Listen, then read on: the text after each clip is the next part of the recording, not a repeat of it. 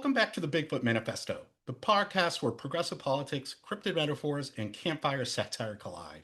I'm Dave Pederson, your host, filmmaker, and journalist, and the guy who still has nightmares about holding a boom mic in a hurricane. And that's actually it's a true story, folks. So today we're asking, is journalism dying, or is it just changing phone plans? From collapsing newsrooms to TikTok reporters breaking the stories faster than the legacy outlets. The state of journalism is, well, it's somewhere between a Bigfoot sighting and a Loch Ness hoax. To help us cut through the noise, I'm joined today by Mick Reed, founder of My Mojo and a champion of mobile journalism. So welcome to the Bigfoot Manifesto. We have Mick Reed, as I told you. Welcome to the show, Mick. Really excited to be here. We're going to find Bigfoot, huh? I hope so. This is what I'm hoping, the mobile journalism, I was hoping, with all this new gear and clear cameras, that you're not using a Bigfoot like blurry filter, when you're out shooting.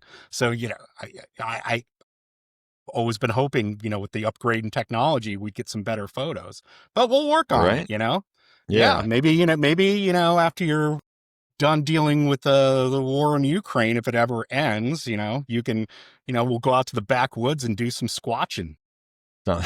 Sounds great. Count me in. Yeah.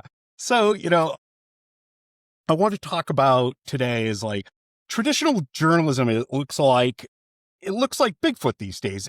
Everyone says it's out there, but no one can find a new newsroom, and it's all downsizing. The first question I have for you, Mick, is, how do you see the state of journalism right now?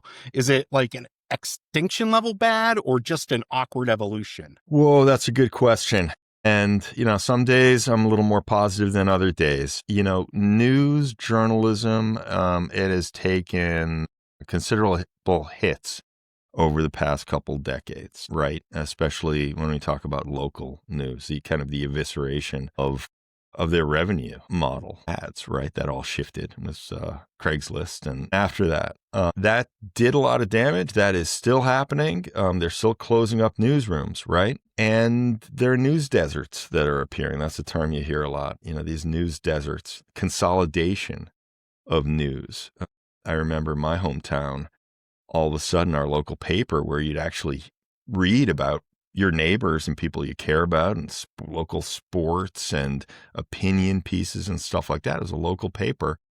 All of a sudden it disappeared, or it was acquired by a bigger news media organization. And all of a sudden, on the front page, it was all about like Hollywood gossip and stuff like that. It wasn't news. So they consolidated it and figured they'd, squeeze some more bucks out of it. But what they did was they ended up killing news. So that is, on the downside, that's what's happening. The other, to follow the not so great news, is journalism is under attack. It's under attack by bad actors, state actors, disinformation, people who are extremely well organized to kind of force their propaganda through the pipeline to the world.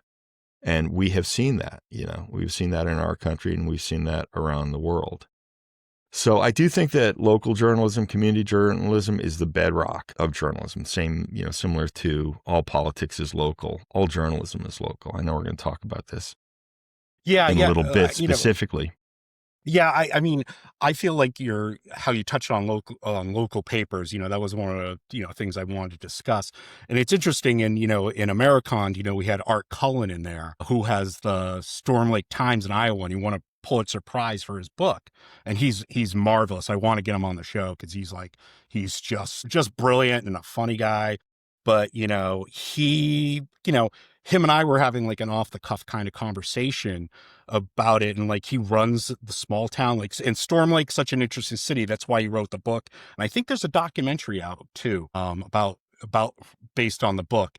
And like Storm Lake was interesting because it's in Iowa, but it's like this weird melting pot. So like, you walk down the center of this town, there's like Buddhist temples, synagogue, like everything. And there's, a big, I think it's a Tyson, like meat packing plant, Okay. and we went on of course, where it didn't make it in the film, but he's like, yeah, you're not going to get any Americans, wanting to get paid, $15 an hour to rip the asshole out of a pig, but Art's great. He's wonderful. You have to look him up. He's really wonderful. But, it's a dying, these local papers are dying. And, you're, once again, like I said, you touched on, we're losing opinions. And I think it looks like more and more people are relying on the internet. And, there's no fact checking on the internet. There's a point, like I know a lot of countries, Mick, you might know this better than me because you've been traveling around doing this. But like, I think like fact checking is important in like news in other countries. Like it has to be, verified.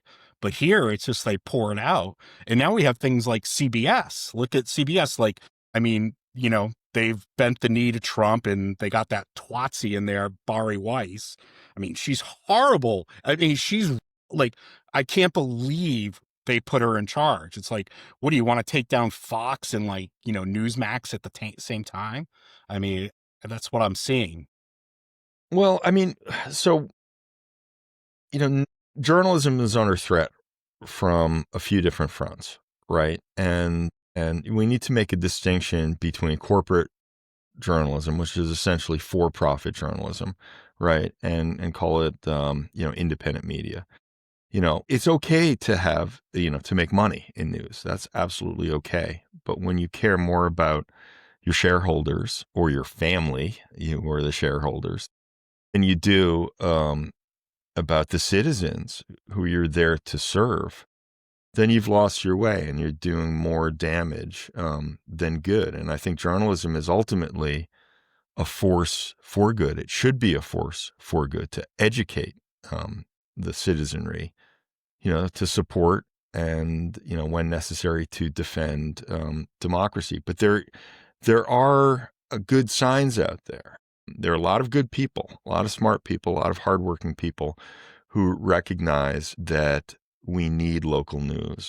We need community news. And the internet, which has been so bad for so many reasons for news and disinformation, it accelerates disinformation. It can actually be a tool that helps community journalism. Yeah, I agree. That was like, the next question I had for you is, why should people, still care about journalism when everyone has a phone camera and a Twitter account or X account, sorry, or, or a TikTok? I mean, it's just such a gray, fuzzy line at this point. Well, I think we have to distinguish between, first of all, what is news? I've been thinking about this a lot lately. Is news a crossword puzzle in the New York Times or, the food section, the recipe? Is that news? It's in a newspaper. It's how they make a lot of work. But is that news? So I think we have to distinguish between content and news. News is really meant to tell a relevant story, to inform people, right? With transparency, authenticity, perspective, balance, right? Yeah. And, TikTok, you can have news within a TikTok format.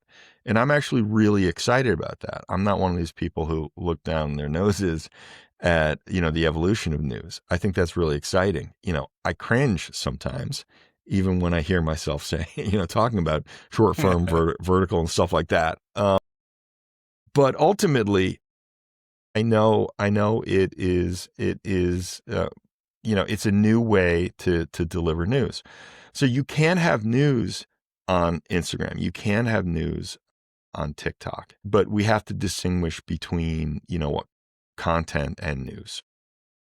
Yeah. And it's interesting because like platforms like Facebook, Instagram, YouTube, like they flag certain stuff. Like I mean, I've gotten it a couple times on my podcast, and actually one TikTok. It was funny. What I did with TikTok is I posted one clip. It was for my first episode, and I accidentally, because I'm just learning TikTok, so I have a personal account and the podcast account. So I thought I had a post on each, but apparently I just have to do it one and it goes to both. So it went up twice. So one got flagged and they gave me a warning. They said, you have one warning. And I was like, well, wait a second. And I appealed it and I won. I was like, oh, yay. I felt so good. I was like, I won.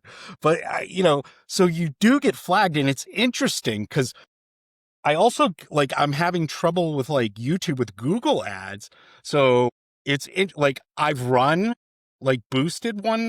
promoted one video, and it went fine. Actually, it was just a clip, my Bigfoot promo clip, the animation I did. Yeah, it's a good one. Yeah, and that it went fine. And I was like, let me promote it again, because I didn't put much into it. I just put a few dollars just to see how it would do as a test. Yeah. So I went in again, and it got disapproved, saying I'm supporting political candidates. What are you talking about? It's crazy. How long was the promo? This was on Google? Yeah, I think I made it 25, 30 seconds, something like that. It's just Bigfoot. It's just the podcast, this and that, and available. Is Bigfoot run? I that's what I'm wondering. So, Mick, I think you're on to something. They think I'm pushing Bigfoot as a candidate, which I'm is all actually for. Not a bad idea. Not too bad an idea. But it's funny. Just a quick note, Mick, because you also, people don't, I'll clue them in later, but Mick was also is a filmmaker, and, he worked in the film industry. Have you gotten used to 9x16? Okay, yeah. I mean, this is the old joke, right? This is your old joke. How do you prove that you're old, right? How do you prove that you're old? Yeah, exactly. That's how you prove you're old. Exactly. I sit there and edit. I'm like, oh, make it 9x16. Make it 9x16. Yeah, I've got a lot to say about horizontal versus, portrait mode or vertical. But first of all, I'll say, that news has always evolved with technology, and technology has pushed news as well. The old joke about video was the technology was always pushed by sports and porn, right? Like porn was always pushing the technology. From film to tape to the internet. True. And that's kind of true, right? It is. It's kind of true. It is. But think of this, the printing press, right? Or radio. When radio came out and they started delivering news on the radio, that was less serious at the time than a newspaper, right? Were they real, reporters? Were they real journalists? No, they're just reading a script. And when television came around, there was a lot of talk of that's not really news. They're just reading a script. They're not really journalists and all that stuff. But of course, people evolved. How they got their news evolved, and the news itself evolved with the technology of delivery and how they captured it, right? And, fast forward to cable, right? The 24-hour news cycle.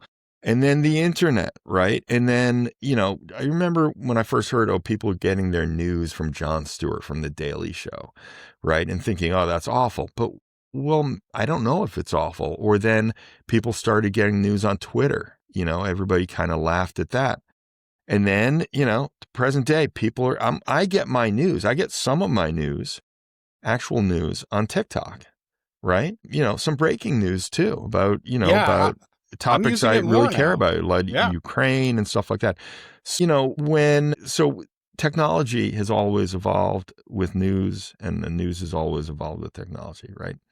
So you can't, I think people cringe when they hear about, short form vertical, because they associate it with Instagram. And Instagram, a lot of people think of it as just vacation, dancing on, in the beach with in your bathing suit and, stuff like that. Yeah, it's not serious content. How could anything be serious on that platform? And, same with TikTok. It started as something that was, kind of the video memes, and it was entertainment.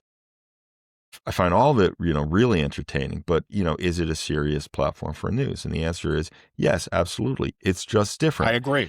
Yep, and I agree. So as a video person and as someone, I think there are a lot of reasons that that horizontal video is still important. First of all, we see that way. That's how we see. We kind of see the world this way. We don't see the world this way.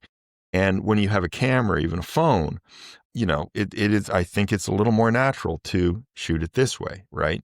It's a little more suited for the eyes. But this is the big but, a mobile first audience is vertical. They don't really look at it this way. Yeah. No, and, you even look us at old guys do. Right. Exactly. So this is one of the things, that I teach. I still, I give trainings around the world to journalists. And, I spent years trying to persuade people to, accept that a phone can produce professional quality video. Just technically, I spent a lot of time just talking about the technical. And over the past, year, I realized I've just been teaching people how to shoot traditional broadcast, or documentary or film on a mobile device. Short form vertical or vertical video has its own language. It's a whole different way of shooting. It's a whole different way of connecting with your audience.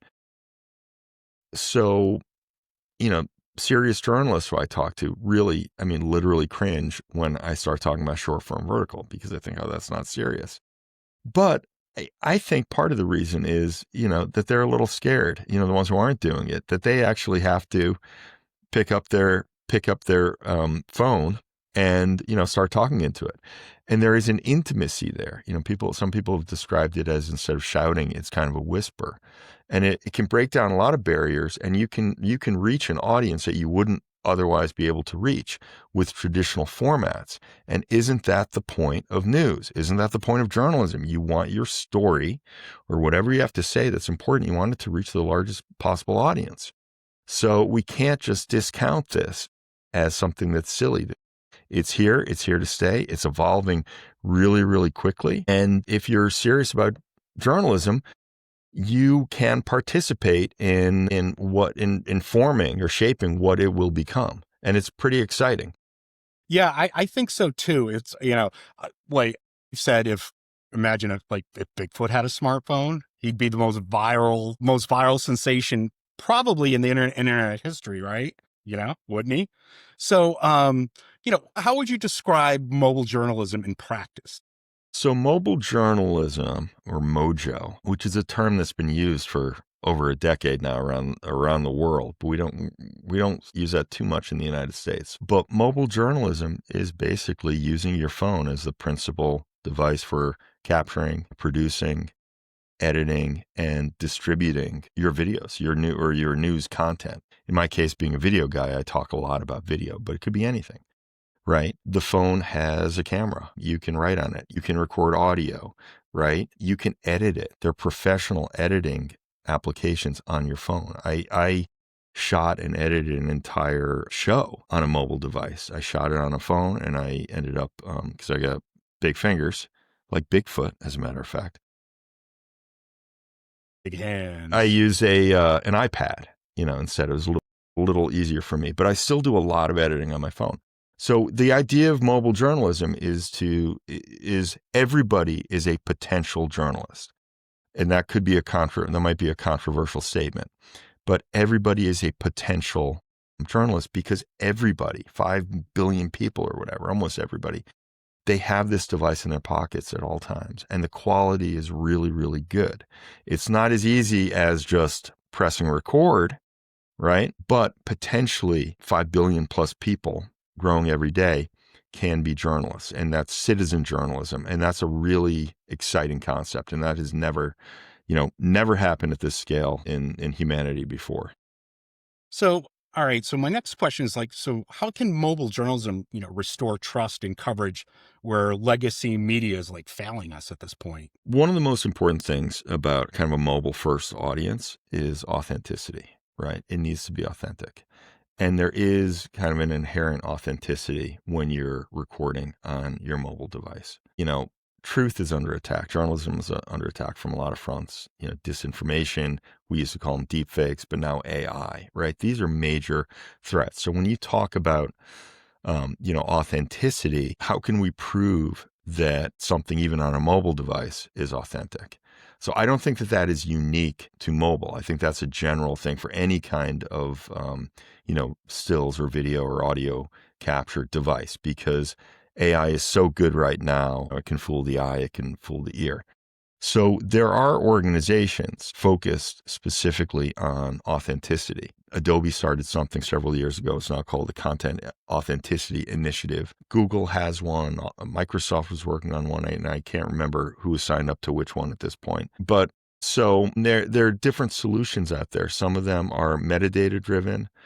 And there are other types of solutions. So people are focused on authenticity, kind of a technical authenticity, which I think is really smart. And also with AI, you see a lot of AI right now that's hard to distinguish, is that real or not? And you have a little Sora watermark on it. So I think that's important too. But generally speaking, mobile has an authenticity that other types of content lacks, because it's something that's right there, right in your face. And that's one of the opportunities too. And I think that's why the mobile first audience responds to mobile content in a way that they don't to traditional broadcast content, even if they're consuming that on their on their mobile device. Yeah, that's great. Well, this is why I will, on the show. And, we've been friends for over 25 years. But when you told me about, My Mojo, and by the way, I will put a link in, but it's My Mojo, MIMOJO.co. That's And right. Yeah. I was excited because I was like, wow, this is really brilliant. And, I'll let you explain it, of course, but, what roles do tools like My Mojo play in making reporting more accessible and immediate? I'm on a mission through My Mojo to save the world, to save the world through video. That's kind of how I think of it. And, a decade and a half ago, I helped lead the DSLR, SLR revolution when Canon 5D started coming up. Yes. And I started training, I've trained thousands of journalists. And that really transformed what news footage looks like. It was that cinematic shift. And also there were a lot more cameras out there, right? And photographers could flip a switch and start shooting video. Of course, there's training and feedback and stuff like that. I mean, I built a whole company around it. But 4 or 5 years ago now, almost 5 years ago, January 6th was a moment for me when I realized, okay, whatever happened with the DSLRs, now it's happening with mobile. And I had a dozen photojournalists, video journalists at the Capitol covering what turned into be, the January 6th insurrection. And I told them to put away their big old cameras and start shooting with their phones. And because of that, they just looked like everybody else with their phones out, or this way. And I've talked to many journalists, in the years since. Some have, tell me, oh, I was there and I got stabbed. One friend of mine now was a photojournalist there, and because she had her big old Canon with the big old lens, she was a target for that mob. So, that was kind of the idea. That was the seed for My Mojo at that point. And Mojo obviously coming from, mobile journalism. And so that is, kind of the vehicle where I have been helping to transform news organizations and working one-on-one with journalists around the world, initially to persuade them that mobile devices are serious, professional cameras and professional devices. And now lately, once we're past that, people kind of get it, to help them start creating news pieces in kind of that native mobile format, which is also important. And I've seen the impact. We talked about Ukraine for a little bit, but I see that, the work that I've been doing has led to tens, if not hundreds of millions more people hearing stories from journalists that otherwise they wouldn't be reached, because it would just be print or something like that. But you can see the stats on YouTube. You can see the engagement because it's video. We're living in the age of video. So that's what my mission has been with My Mojo. By the way, Mick, I just have to inform you, and I didn't realize this. We're What's that? live. We're live. We're live? We're live. Oh, okay. I didn't know. Okay. I'm sorry. I hit the live button instead of record, but it's That's awesome. so funny. No, we have anybody listening? No, apparently Joe the artist is listening. He just said Okay. he just wrote fantastic stuff, but it's cool. I've never done That's this. funny. So But hey, either hang on way- one second. I'm gonna pause Yep. the camera. I just have to put my pants on. Okay. Too Wow. funny. I didn't realize I just hit live. Oh my God. But this is cool. I actually Is it wanted getting to try. recorded too? So what's Yeah, the what's Yeah, it's what's the getting post recorded. workflow? You know, I'm a workflow geek. Well, I have the whole workflow. This thing, everything's templated, and you know me how I work. So I'm very, very. Well, efficient. apologies for anybody listening. I thought we Yeah, were going to well- fix this all in post. No, don't worry. No, it's all. I think it's great. I think you're fantastic. You make me look like I'm Shucks. partially smart. But so just explain how the platform works, Mick, too, because this is what I like. I like how it works. Yeah, so we actually started with the idea that we would have like a WeTransfer type app, native to mobile, that would make it easy to send video kind of back to home base. And what was missing with some of these other apps wasn't kind of a really good native mobile experience, but also the metadata that's really, really important. I spent a long time focused on metadata. We were talking about authenticity before.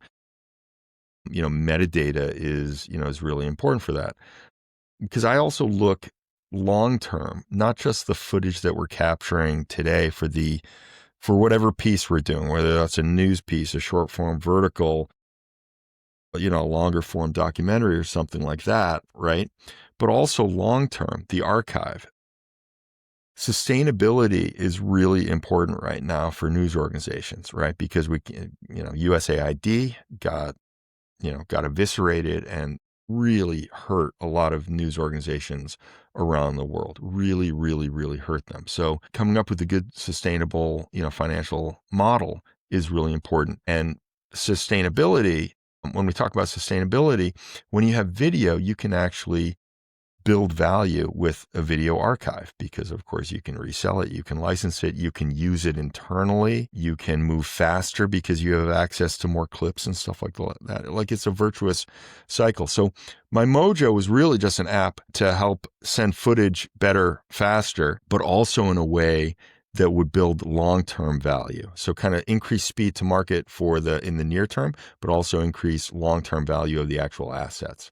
And what has happened in the past couple of years is we've realized that there's this huge demand for training newsrooms, training journalists, and also consulting and things like workflows, how to optimize workflows to capture the news, increase the quality, storytelling, and stuff like that. So I'm actually going back to Ukraine in a few days and I'm speaking at a conference there, but also something I do every time I go there is I work with journalists, I work with NGOs, foundations who are focused on journalism and fostering independent media, and Mojo is a big thing. So again, that's what my Mojo is. We've got technology, but it's also really hands-on, in-person training and consulting for legacy media organizations who are trying to transform, but also startups to help them start up the right way for lower cost, and lower overhead.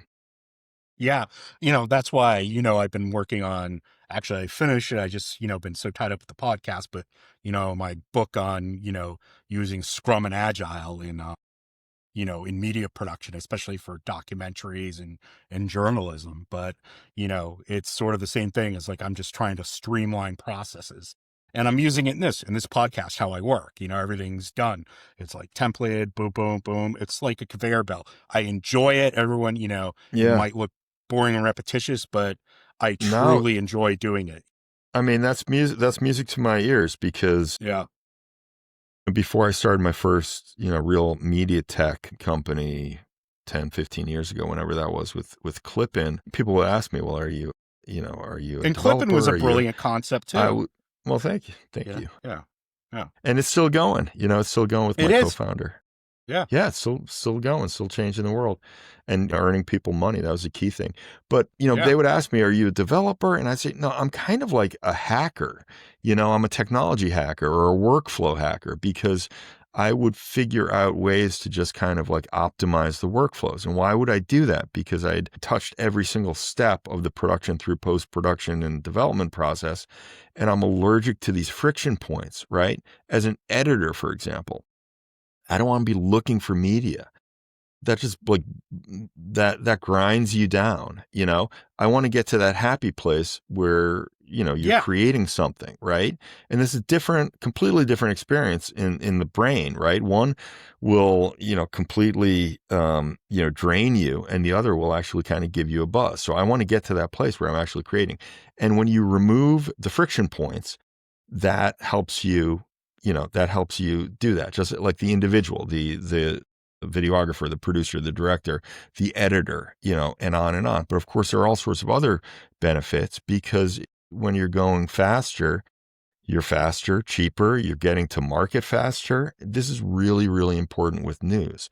So people who are obsessed with workflows like you and I are, it actually has a benefit for news, because we're kind of trying to make that technology, or all those friction points, we're trying to remove them, or at least make them invisible, so the journalists can do journalism and not think about all this other stuff. Yeah, I agree. It's because when I started, before, we met through Morgan Spurlock, and like, my years before Morgan and starting our company, the Interact Consortium, I was a software developer, self-taught software developer. So, you know, I had started learning, about Scrum and Agile, and I was like, oh yeah, this is way better than waterfall, etc. And then I started looking at it just, recently in the last 7, 8 years, I was like, why am I not using this to make films?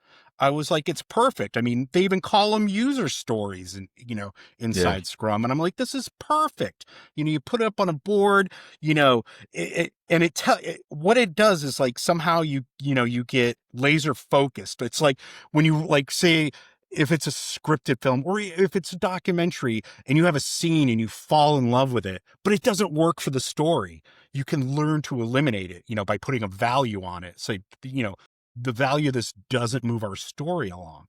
So if we do that, it's a perfect way to scale it, and you just keep moving on. And then you find your bottlenecks and how to attack your bottlenecks, because, we get bogged down in those. And, it's like you said, like your friction points, or for me, it's like, I call them friction points is great. I call them that, but I also say like bottlenecks, and it's like, sure. let's just move on. Let's attack this segment. Then we move to this. Then we move to this.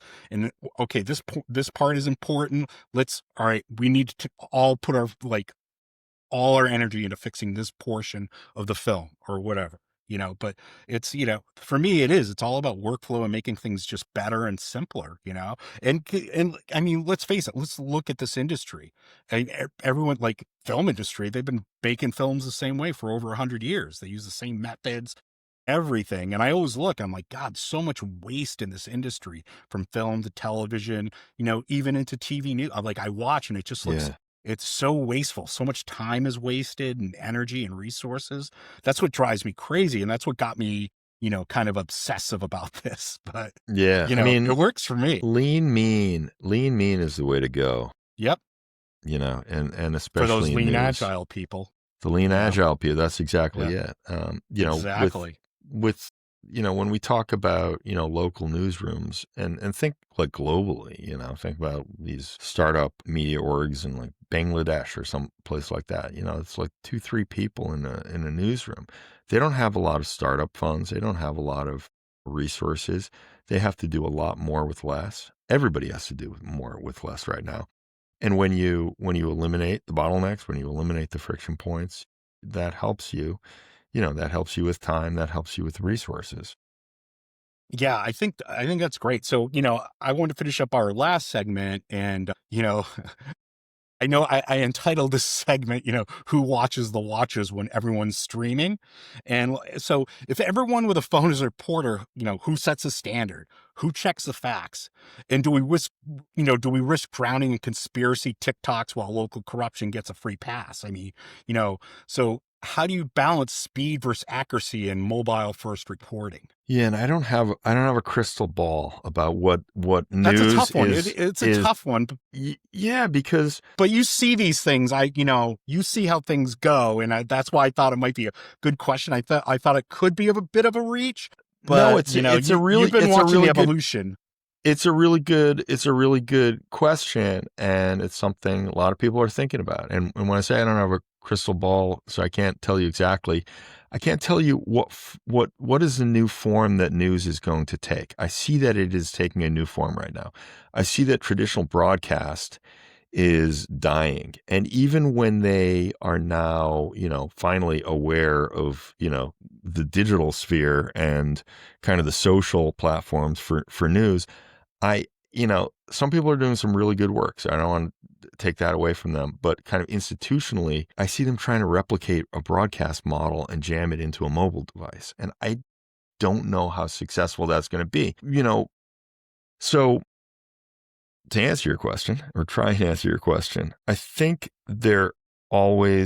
first of all, there need to be journalistic standards and ethics. So people practicing journalism need to understand that. So journalism schools, right? And support systems, and I'm at a loss for words. I just totally spaced out for a second. That's always going to be important, right? What journalism is. Journalistic standards are always going to be important, right? But then we have these influencers, right? Call them influencers. And is news going to become like influencer driven, right? I don't know that's going to become like the way that we think of an influencer. That's not necessarily news, right? That's content. So let's talk about somebody who's a journalist, and their job as a journalist is to find, discover, produce, deliver news. Right? I think what mobile is doing is letting more people do that. And what social media platforms, from TikTok to Instagram to, even Facebook, right? And Twitter, whatever else, right? It's kind of empowering people to produce and to publish what could be news, right? So if somebody is serious about news, there's never been a better time to get into it, right? But I think your question is, how do we verify, right? How do we filter out propaganda? How do we filter out disinformation, stuff like that? Correct. Yeah. And first of all, we have to recognize what we're up against, right? What are we up against? We're up against, let's use Russia as an example, right? They're really, really good at propaganda and disinformation, right? They're fantastic. They're really yes, good. They are.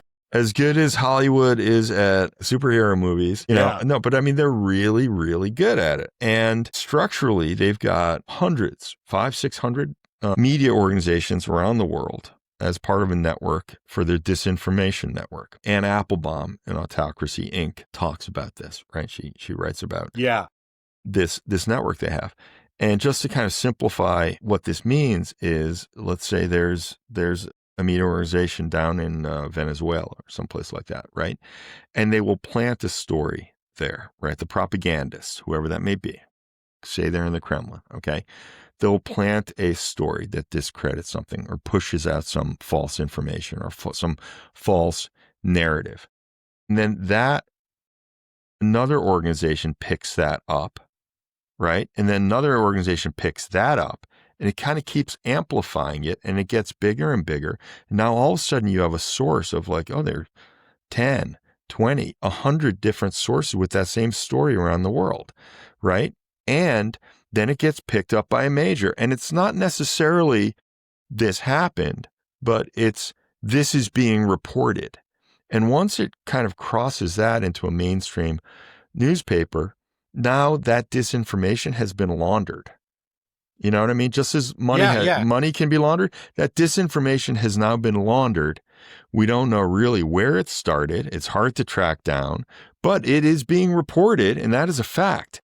That is a fact. It is being reported that such and such thing happened. And if that serves the purpose of people who aren't necessarily honest, or maybe, they have no problem with hypocrisy, or maybe they're looking for any story to push. Now we have that disinformation that was planted by the Kremlin and filtered through these hundreds of different media organizations. Now that disinformation is being repeated on the floor of Congress, right? And now that gets picked up, right? Yeah. And now we're talking about, well, is it real or not? Well, so when I talk about, Russia being really effective at disinformation and propaganda, Like that's really effective. How do you combat that, right? So it's not just me proving that my video is real. Some video I've taken in Ukraine or somewhere else, a protest in Tbilisi, Georgia, for example. That's a challenge, right? I need to prove that that's real. But how do you cut through all of that disinformation so that people don't give up and say, I don't know what to believe anymore? Because that's something I've heard people say. I don't know what to believe anymore. Once in American politics, all the time. Fox News, let's call them out. They've been very effective at this and undermining people's faith in let's call it reality. I don't know what to believe anymore because they hear one guy. They hear Jesse Waters talking about it at night, and they hear some other story saying, no, that's real. I don't know what to believe anymore. And so then they just tune out. And then the propagandist, the bad actor has won. So I think that's the bigger problem. We could talk about, I can prove that my footage is authentic. I can prove that I'm a real human being, and when we're growing an audience, let's say a mobile first audience, I think that people will start gravitating towards those journalists who prove themselves, authenticity and frequency, right? The ones who are going out day after day after day after day. I think I already have seen that they start gravitating towards them. I think that's natural, but how do we fight this bigger issue of disinformation and, propaganda networks around the world? Coordinating that, to that extent. Well, here's my take on that, Mick, is the way I look at it, it's almost a democratic process with mobile journalism. Because, all right, so the Kremlin or whatever, the White House at this point, can put out and say what they want, put out these propaganda pieces.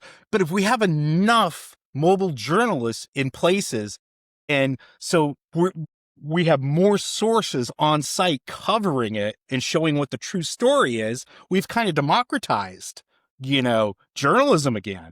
That's the way I see it. I don't know if I'm right, and I'm hoping it works out that way, but I see it idea.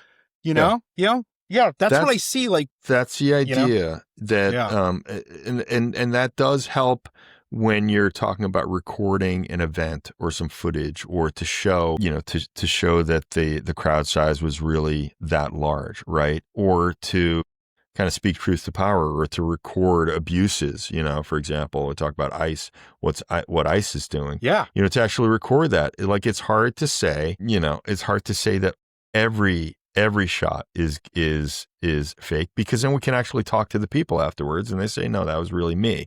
Right. So I think the average person, and I consider myself an average person too, I think the average person has, common sense, that's why it's called that. So with enough of that, I think it can cut through the disinformation. But then you have people at a very high level, talk about Trump, very high level. This was a few weeks ago when there was that shot that somebody shot of a worker at the White House throwing a garbage bag out the window. Right? Yes. Like, whatever, right? It was throwing a garbage bag out of the window, but it became this big story, right? Because it was a symbol or whatever. Okay. So, but they showed him the clip. Yeah, but they showed Trump the clip. Yeah. And he said, that's AI. It's fake. It never happened. And I'm sure a lot of people believe that. And so that answer of fake news would say, you can't believe that. Now it's getting into Orwell. We're in 1984, where you can't believe your eyes and ears. So, those are, these are big issues. So I think the way that we chip away at that, or actually regain the trust and the confidence of the citizenry, is by producing more content, and verified content, being as transparent as possible. And I do see mobile journalism as a way of doing that, because everybody's got a phone. Just like in the olden days when, you needed somebody to type for you because nobody knew how to type, and then word processors came and stuff like that. Like, I'm not saying that everybody is a good videographer necessarily, but everybody could be. They could be trained. These are basic things. I give these trainings all the time. Even a 2-hour training can be transformational for people. I always start by saying, if you learn one thing, it's that, to clean your lens. Like we did before this We started. just did before we started, the yes. camera. Yeah, yeah. I've got my ever-present, here's a little swag plug. My ever-present rag. I have that. I still have mine, Mick. There you go. But so that little thing like that can be transformational. I spend a lot of time, showing people little tips and tricks like that. And so by the end of even like something like 2 hours, how do you take a still? How do you use a camera? How do you get better audio? Basic stuff. But that increases the quality. And why is that important? Because, the traditional idea of production value is out the window, right? Back when, the YouTubers came in and they started doing jump cuts and stuff like that. First time I saw that, I was like, what is this? I probably thought in the back of my head, like, this could never be mainstream, right? This is a whole different thing. Yeah. Because you can't do a jump cut. You can't do a jump cut like that. But what they were doing was they were changing the language. They were changing the language, of film and video. And of course, their audience couldn't care less. But, people who are hung up on the old way of doing things, they find it hard to move on. And I'm like that. It takes me a long time to catch on to these things. I'm by no stretch bleeding edge. But when I get something, I get it. And even now, teaching an old dog new tricks, I teach people how to do short form vertical, which again, a year ago, I'd teach you how to shoot. I think I might have to take broadcast a class, quality. Mick. Absolutely. So anybody, I think of Ratatouille. Have you seen that movie, Ratatouille?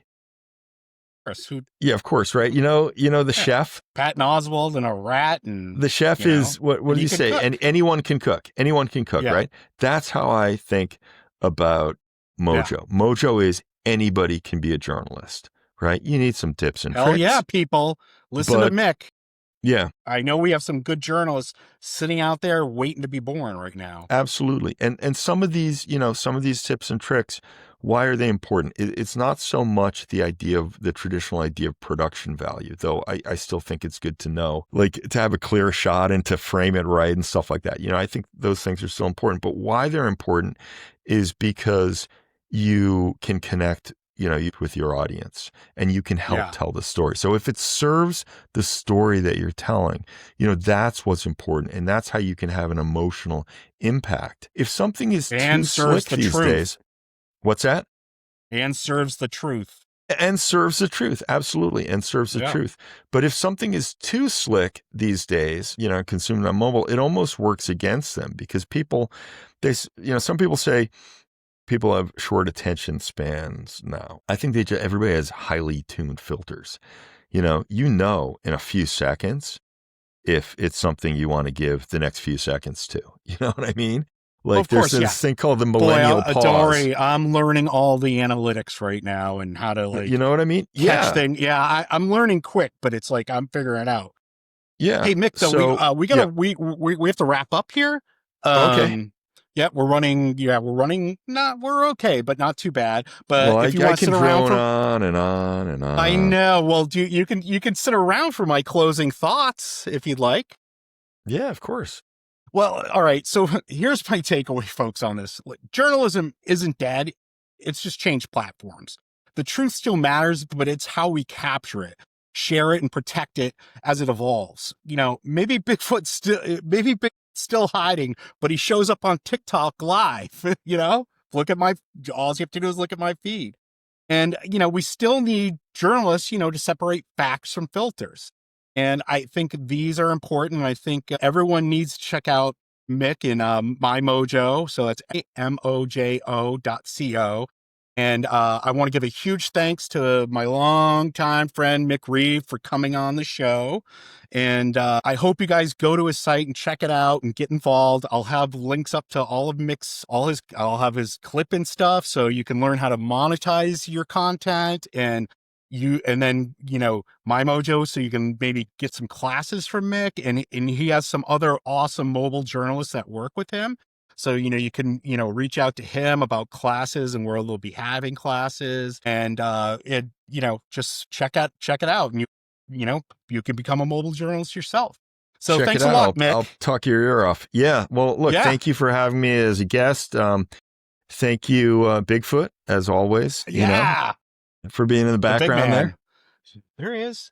There he is. I thought I saw him. There he is. Peeking He's out. blurry. So yeah, thank you. This has been fun. Good conversation. Have a good night, Mick. Say hi to Joe the artist. He's watching.